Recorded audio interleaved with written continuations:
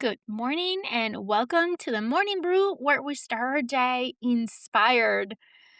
I woke up extra early this morning and I went directly to make myself a coffee. I was so tired. I was like, I just want to go back to sleep. And then I remembered it's Saturday. I get to do this, to be here enjoying my coffee while chatting with you. And that really energized me because I've been sitting on this quote all week that I wanted to share with you because this quote summarizes one of the biggest aha moments of my life. I think I've been thinking about this quote not only this week, but for years now in my own growth journey. And it says, be more interested in becoming than proving. Very simple, right? But if you're anything like me, this one might sting a little. Because if I'm completely honest, there were seasons in my life where I spent a lot of energy trying to prove myself, proving that I was capable, proving that I deserve a promotion, proving that I belong in a room, proving that I could balance my career and family, proving that I was enough. And here's what I've learned: proving is exhausting. Becoming, on the other hand, is energizing. There is a big difference. I think many of us start our careers trying to prove ourselves. And honestly, that's understandable, right? You're new. You want to earn trust. You want people to believe in you.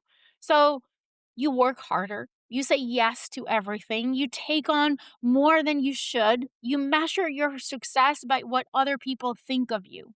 And at first, that can be motivating, especially if you're a type A personality like me.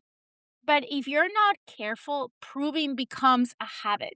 And even after you've already proven enough, you keep chasing validation that never quite feels permanent. Because someone else's approval is always and will always be a moving target.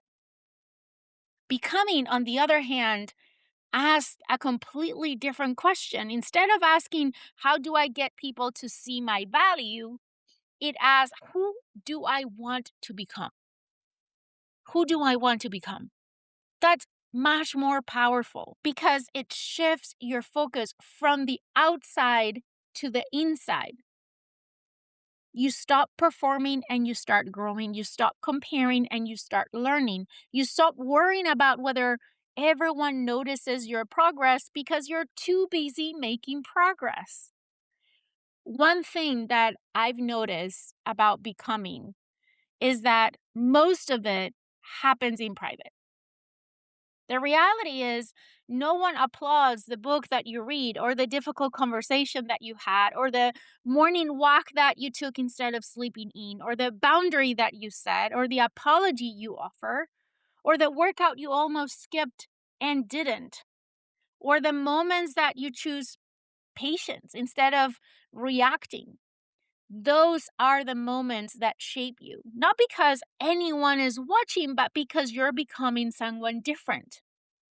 Character is built in the choices that no one else sees.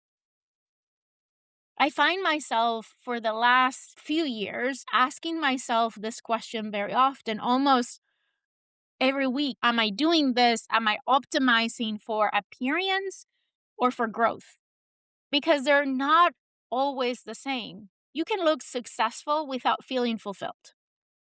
You can impress people without feeling aligned. You can spend years building an image while neglecting the person behind it. And eventually, that catches up with you. Because the version of you that you're trying to project can only take you so far. The person you're becoming is the one who is going to sustain you. One of the greatest gifts that comes with experience is realizing you have less to prove. Not because you've accomplished everything, but because your confidence becomes less dependent on someone else's opinion. You stop asking, do they think I'm good enough? And instead, you ask yourself, am I becoming someone I'm proud of? That's a much healthier scorecard because it's one that you control. The beautiful thing about becoming is that there's no finish line. You're never done learning, you're never done growing or evolving. And that's exciting because every day offers another opportunity to practice the kind of person that you want to be. Whether it is more patient or more courageous or more curious or more present, generous, intentional. At the end of the day, not perfect, just a little better than yesterday. So let me leave you with a question. You can reflect over your coffee today. Where are you spending energy trying to prove yourself? Is it at work? Is it in a relationship? Is it in social media? Is it with your family or even with yourself?